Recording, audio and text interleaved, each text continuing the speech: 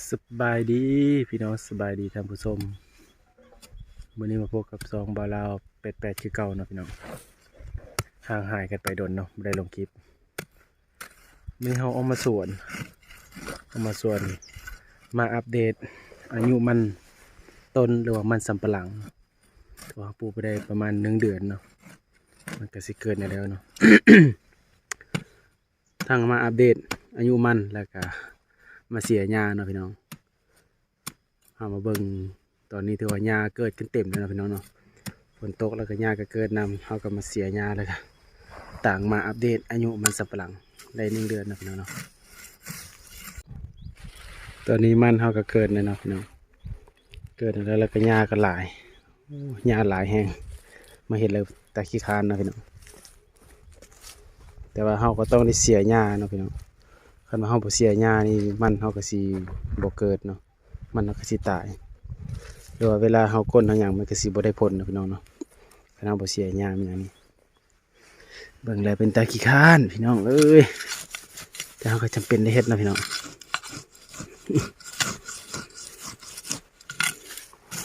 ถือมันเขาปลูกได้1 เดือนเนาะ1 เดือนมาฮอดปัจจุบันนี้มันก็เกิด แตกหน่อหลายนะพี่น้องเนาะ เอามาคนเดียวมันนี่พี่น้อง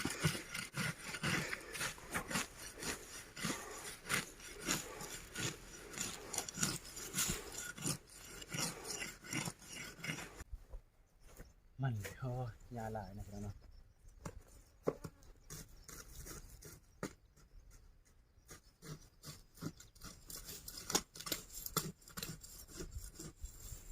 อายุมันของเขาตอนนี้ก็ประมาณ1 เดือนนักเนาะ1 เดือนเดี๋ยวประทันฮอด1 เดือนก็ประมาณ4-5 มื้อเนาะเผื่อเขาปลูกนะเขาปลูกแล้วฝนตกใส่แล้วปลูกที่นะฮะ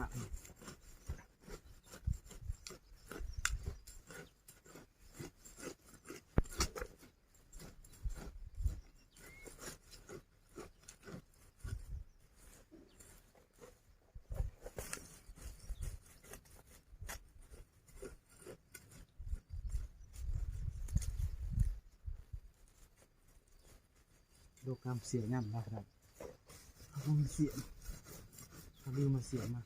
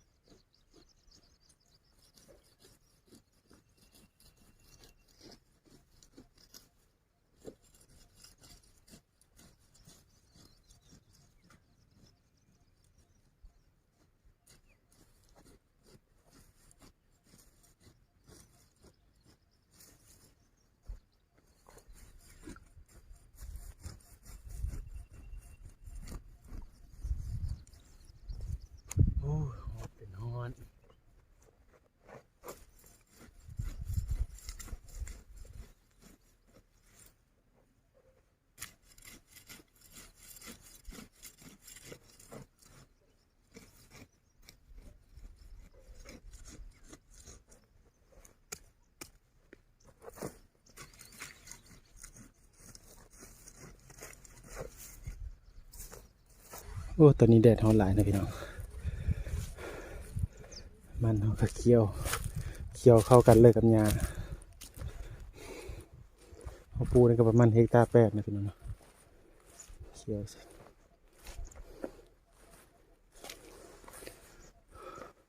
แค่นี้แต่ฝนตกแล้วก็บ่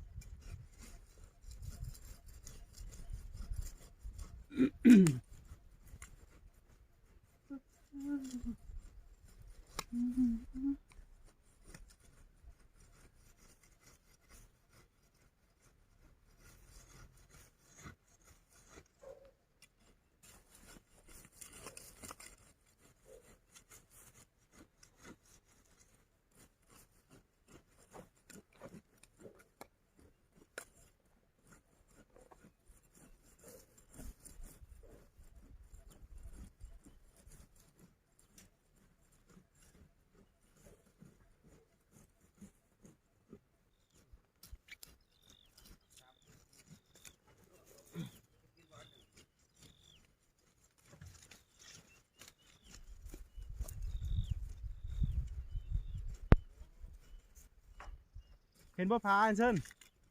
เห็นบ่พาหันตัดให้มันมืดห้าได้บ่แม่นสิตัดแต่นั้นได้มันชนิดห้ามันโป้งคือเก่าได้สมัยห้าจ้งห้าหัน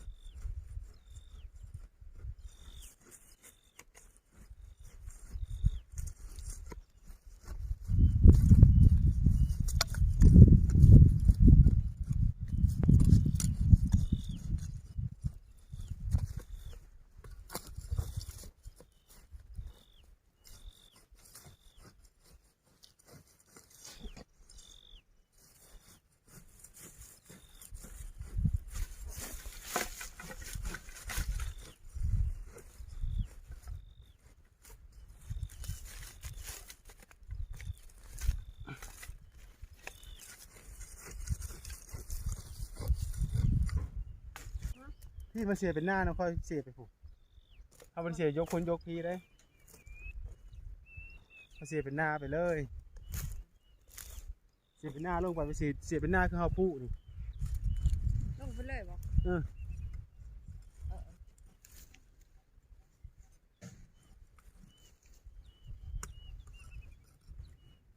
เอาตั้งต้นแล้วก็เสียแล้วกว่าจะซูดพูดจะขึ้นมาไหมนั่นเลยหญ้านี่เสียเบิดหญ้าไม่มีหญ้าแล้วนะหอแล้วกัน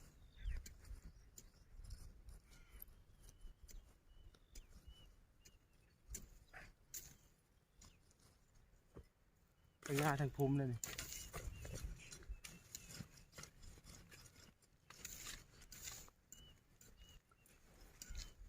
พี่มาเอาแต่พี่ไปเชิญนี่เอาแต่นี่ไปนี่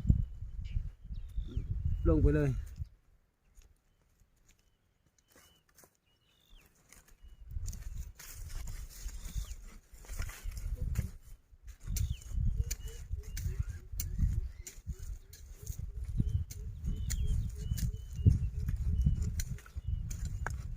มันบริคือตอนเขาตัดหุ่นนะตอนนี้หญ้านี่เขาเสียไปเบิดเลยทุกเส้นไม่ต้องให้เหลือเขาเส้น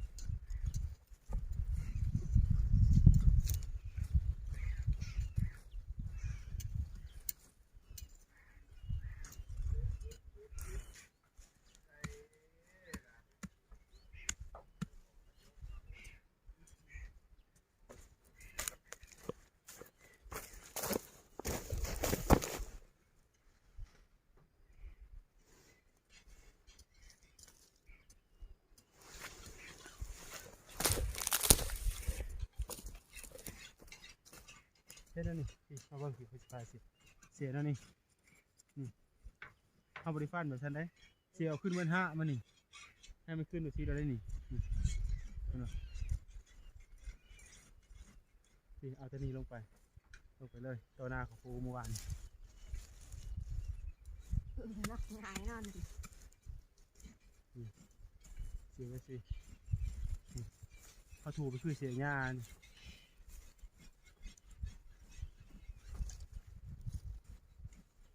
เมื่อวานนี้ก็ไล่เตะบ่ ก็ไล่นะกูได้พากระเสียเดี๋ยวพุ่นละมา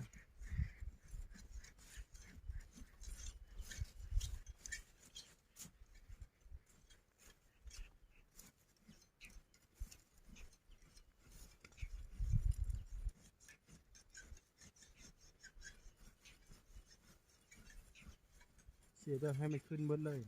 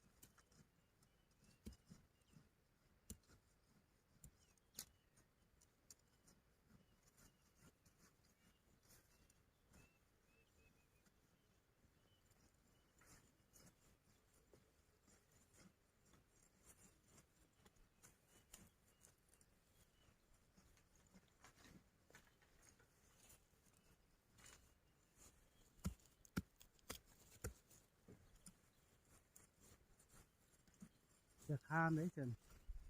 เลือกเชไปเลี่ยนตีก็ไปเลยนะบางจะเสียมันข้ามเนี่ยถ้าข้ามเวลามันขึ้นที่เขาได้มาลกไหมเลย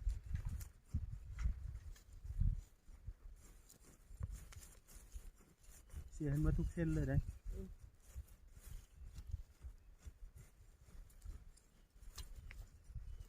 บริการพูนคามทีนะเสียบ้านเล่นบ้านไป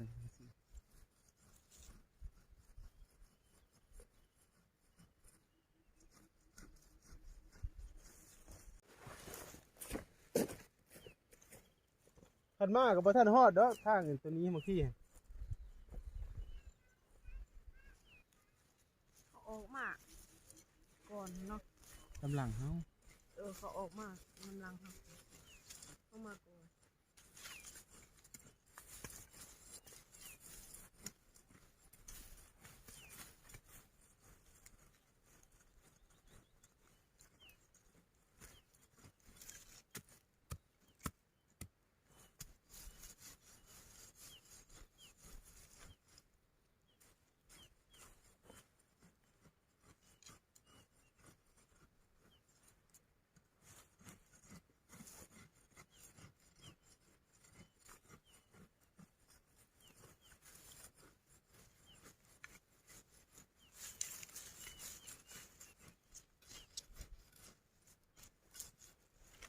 ถ้าเรามีเงินใช้เยอะจางคนเนาะจางคนมาลกซอย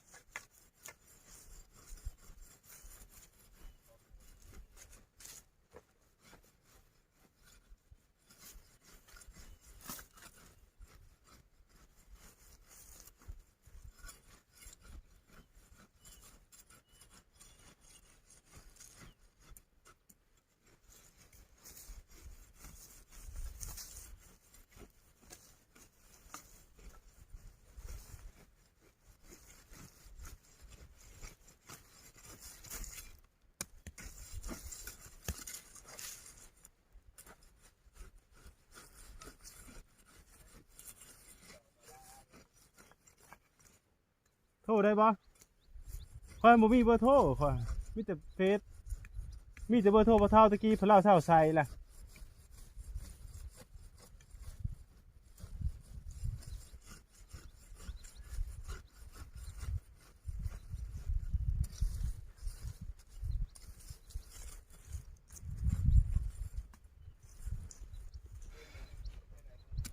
โอ้ย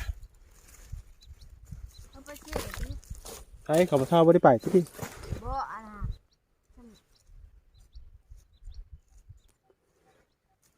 มาวันนี้บ่าวลาวก็สิขอจบคลิปนี้ไปเพียงเท่านี้นะพี่น้อง